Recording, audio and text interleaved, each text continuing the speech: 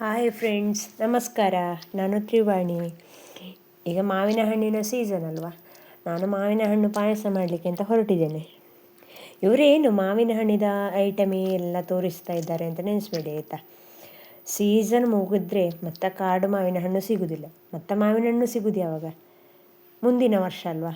ಹಾಗಾಗಿ ನಾನು ಮಾಡುವಾಗ ನಿಮಗೂ ತೋರಿಸುವ ಅಂತ ಹೊರಟದು. ಕಾಡು ಮಾವಿನ ಹಣ್ಣನ್ನು ಚೆನ್ನಾಗಿ ತೊಳೆದು ತೊಟ್ಟು ಕೆತ್ತಿಕೊಂಡು ಸಿಪ್ಪೆ ತಗೊಳ್ಬೇಕು. ಸಿಪ್ಪೆ ತೆಗೆಯುವಾಗ ತುಂಬ ಜಾಗ್ರತೆಯಿಂದ ನೋಡಿಕೊಳ್ಬೇಕು. ಬಿದ್ದ ಹಣ್ಣಾದ ಕಾರಣ ಹುಳ ಇರ್ತದೆ. ಹಾಗಾಗಿ ಜಾಗ್ರತೆಯಿಂದ ನೋಡಿಕೊಂಡು ಒಂದು ಪಾತ್ರಕ್ಕೆ ಹಾಕ್ಕೊಳ್ತಾ ಇದ್ದೇನೆ. ಮತ್ತು ಇದನ್ನು ಒಂದು ದಪ್ಪ ತಳ ಇರುವ ಪಾತ್ರೆಯಲ್ಲಿ ಬೇಯಿಸಿಕೊಳ್ಬೇಕು. ನಾನು ಕುಕ್ಕರಿಗೆ ಹಾಕಿಕೊಳ್ತೇನೆ, ನೀವು ಯಾವುದಕ್ಕೆ ಬೇಕಾದರೂ ಹಾಕಿಕೊಳ್ಳಿ, ಇದರಲ್ಲಿ ದೊಡ್ಡ ವಿಷಯ ಅಲ್ಲ. ಮತ್ತು ಇನ್ನೊಂದು ಸ್ಟವ್ನಲ್ಲಿ ಬೆಲ್ಲ ಪಾಕಕ್ಕೆ ಇಟ್ಟುಕೊಳ್ತೇನೆ. ಸ್ವಲ್ಪ ನೀರು ಹಾಕಿ ಇಟ್ಟುಕೊಳ್ಳೋದು, ರುಚಿಗೆ ಬೇಕಷ್ಟು. ಈ ಪಾಕ ಮಾಡೋ ಉದ್ದೇಶ ಎಂತ ಗೊತ್ತುಂಟ? ಕಸ ಎಲ್ಲ ಇರ್ತದೆ ಬೆಲ್ಲದಲ್ಲಿ, ಅದಕ್ಕೋಸ್ಕರ. ಮತ್ತು ಒಂದು ತೆಂಗಿನಕಾಯಿ, ದೊಡ್ಡ ತೆಂಗಿನಕಾಯಿಯನ್ನು ತುರಿದುಕೊಳ್ತಾ ಇದ್ದೇನೆ.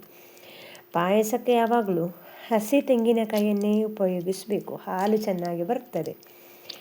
ಈ ತೆಂಗಿನಕಾಯಿ ತುರಿದುಕೊಳ್ಳುವಾಗ ಮಧ್ಯೆ ಮಧ್ಯೆ ನಾವು ಪಾಕಕ್ಕೆ ಬೆಲ್ಲ ಪಾಕ ಇಟ್ಟಿದ್ದೇವಲ್ಲ, ಅದನ್ನು ಮಿಕ್ಸ್ ಮಾಡಿಕೊಳ್ಬೇಕು. ಮತ್ತು ಗೊರಟನ್ನು ಚೆನ್ನಾಗಿ ಮಿಕ್ಸ್ ಮಾಡಿಕೊಳ್ತಾ ಇರಬೇಕು, ಅಂದರೆ ತಳ ಹಿಡಿಬಾರ್ದು ಅಂತ ಹೇಳುವ ಉದ್ದೇಶಕ್ಕೆ. ಜೊತೆಗೆ ನಾನೇನು ಮಾಡಿದ್ದೇನೆ ಅಂದರೆ, ಒಂದು 2 ಮುಷ್ಟಿಯಷ್ಟು ದೋಸೆ ಅಕ್ಕಿಯನ್ನು ನೆನೆ ಹಾಕಿಟ್ಟುಕೊಂಡಿದ್ದೆ. ಒಂದು 20 ನಿಮಿಷ ನೆನೆ ಹಾಕಿದರೆ ಸಾಕು. ಈಗ ತುರಿದುಕೊಂಡ ತೆಂಗಿನಕಾಯಿ ಮತ್ತು ನೆನೆಸಿಟ್ಟ ಅಕ್ಕಿಯನ್ನು ಮಿಕ್ಸಿಗೆ ಹಾಕಿ ರುಬ್ಬಿಕೊಂಡು ಅದರ ಹಾಲು ತಗೊಳ್ಬೇಕು. ಇಲ್ಲಿ ಅಕ್ಕಿ ಹಾಕುವ ಉದ್ದೇಶ ಎಂತ ಗೊತ್ತುಂಟ? ಪಾಯಸ ಸ್ವಲ್ಪ ದಪ್ಪ ಬರಬೇಕು. ಈಗ ನಾವು ಹೆಸರುಕಾಳು ಪಾಯಸ ಅಥವಾ ಕಡಲೆ ಪಾಯಸ ಇದೆಲ್ಲ ಸ್ವಲ್ಪ ತೆಳುವಾಗಿರ್ತದಲ್ಲ, ಹಾಗೆ ತೆಳುವಾಗಿದ್ದರೆ ಇದಷ್ಟು ರುಚಿ ಬರುವುದಿಲ್ಲ.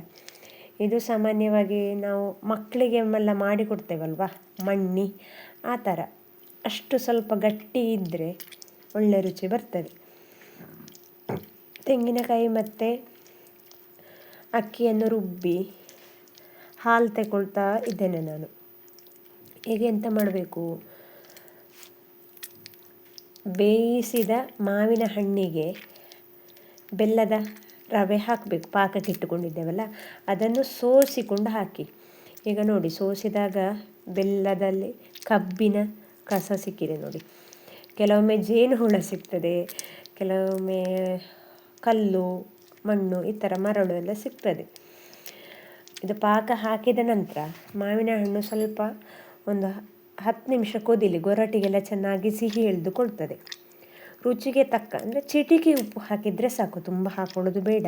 ಯಾಕಂದರೆ ಬೆಲ್ಲದಲ್ಲಿ ಸ್ವಲ್ಪ ಉಪ್ಪಿನ ಅಂಶ ಇರ್ತದೆ. ಈಗ 10 ನಿಮಿಷ ಕುದ್ದ ನಂತರ ಇದಕ್ಕೆ ತೆಂಗಿನಕಾಯಿ ಹಾಲು ನಾವು ತೆಗೆದಿಟ್ಟುಕೊಂಡಿರ್ತೇವಲ್ವ, ಅದನ್ನು ಹಾಕಿ ಚೆನ್ನಾಗಿ ಕುದಿಸಬೇಕು. ಒಂದು 10 ನಿಮಿಷ ಕುದಿಸಿ ಆಯಿತಾ. ಅಕ್ಕಿ ಹಾಕಿದ ಕಾರಣ ಅಕ್ಕಿ ಕೂಡ ಬೇಯಬೇಕಲ್ವ, ಹಾಗಾಗಿ ನೋಡಿ ಈ ಹದಕ್ಕೆ ಇದ್ದರೆ ಆಯಿತು. ಚೆನ್ನಾಗಿ ಕುದಿ ಬಂದರೆ ನಮ್ಮ ಪಾಯಸ ರೆಡಿ. ನೋಡಿ, ನಾನೀಗ ತಟ್ಟೆಗೆ ಹಾಕಿ ತೋರಿಸ್ತೇನೆ ನಿಮಗೆ. ಇದು ತಣ್ಣದಾಗ ಸ್ವಲ್ಪ ದಪ್ಪ ಬರ್ತದೆ ಆಯಿತಾ ಪಾಯಸ. ಹುಳಿ ಸಿಹಿಯಾಗಿ ತುಂಬ ಆಗಿರ್ತದೆ. ನೀವು ಮಾಡಿ ನೋಡ್ತೀರಲ್ಲ. ನಿಮಗೆ ಈ ವಿಡಿಯೋ ಇಷ್ಟ ಆದರೆ ಲೈಕ್ ಮಾಡಿ, ಶೇರ್ ಮಾಡಿ, ಕಮೆಂಟ್ ಮಾಡಿ, ಯಾವಾಗಲೂ ಸಪೋರ್ಟ್ ಮಾಡ್ತಾಯಿರಿ. Thank you. ಇನ್ನೊಂದು ವಿಡಿಯೋ ಜೊತೆಗೆ ಬರ್ತೀನಿ. ಬಾಯ್.